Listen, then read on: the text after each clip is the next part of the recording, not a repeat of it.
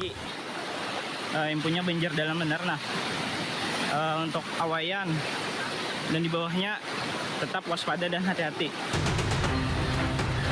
Video amatir warga merekam kejadian saat banjir bandang menerjang permukiman warga di Kecamatan Tebing Tinggi, Kabupaten Balangan, Kalimantan Selatan. Air bercampur lumpur datang tiba-tiba merendam permukiman, mencapai 2 meter dan menyisakan atap rumah yang terlihat. Hujan dengan intensitas tinggi yang mengguyur wilayah ini membuat air sungai Pitap meluap.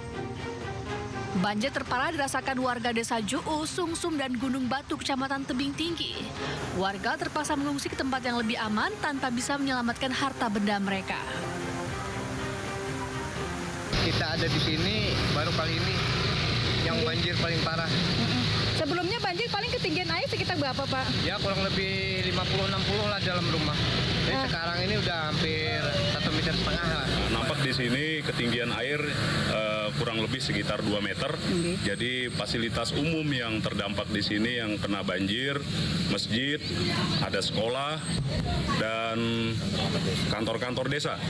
Sampai saat ini tidak ada korban jiwa, cuma ada beberapa barang-barang berharga milik warga dan ternak warga yang menjadi korban. Kini banjir sudah berangsur surut dan menyisakan lumpur cukup tebal di rumah warga yang terdampak.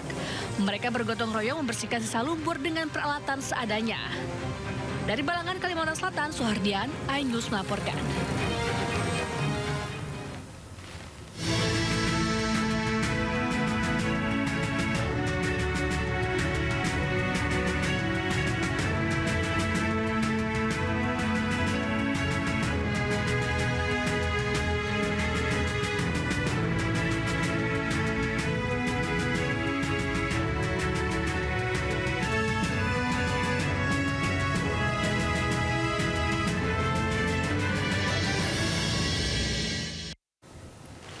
Pemirsa, 1 bulan pasca bencana banjir longsor di 3 provinsi, penanganan bencana kini difokuskan pada fase rekonstruksi di sejumlah kabupaten. Sejumlah infrastruktur pun kini kembali beroperasi. Sejak bencana melanda Aceh, Sumatera Barat, dan Sumatera Utara sebulan lalu, pemerintah terus melakukan koordinasi intensif untuk memastikan penanganan cepat di wilayah terdampak banjir.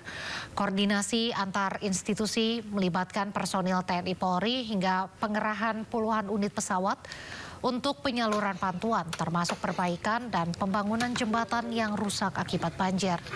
Menko Bidang Pembangunan Manusia dan Kebudayaan Pratikno menyampaikan sejumlah kabupaten telah masuk fase transisi rehabilitasi dan rekonstruksi yang menandakan aktivitas masyarakat berangsur pulih.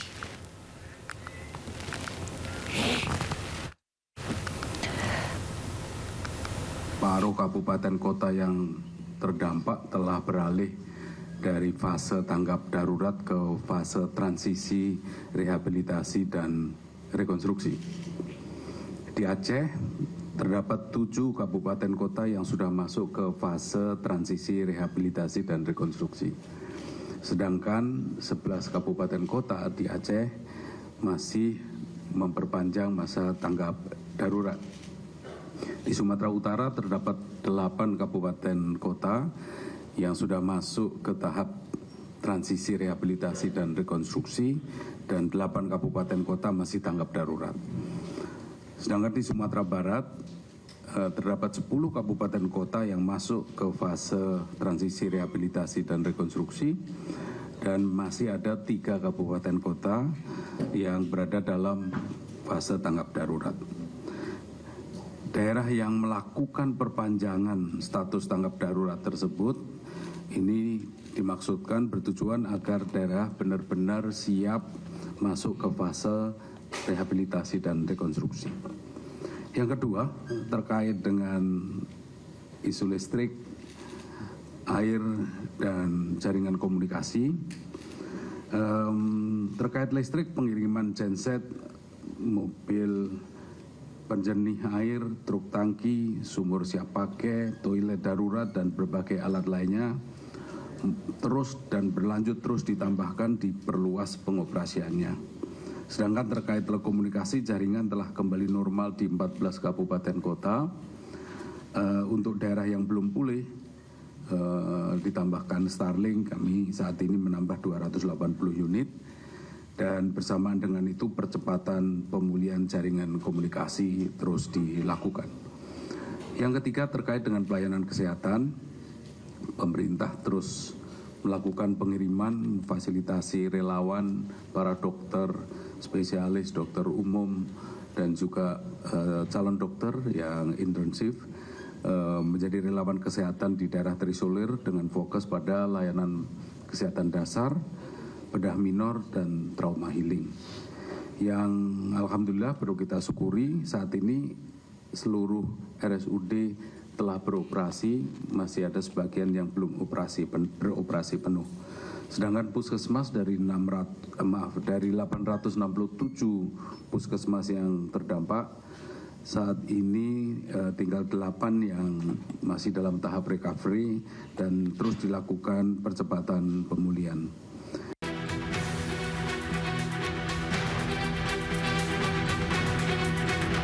Berkekuatan magnitudo 4,6 dan 4,7 membuat sejumlah penghuni kos di kota Bukit Tinggi, Sumatera Barat panik dan berlari keluar menyelamatkan diri.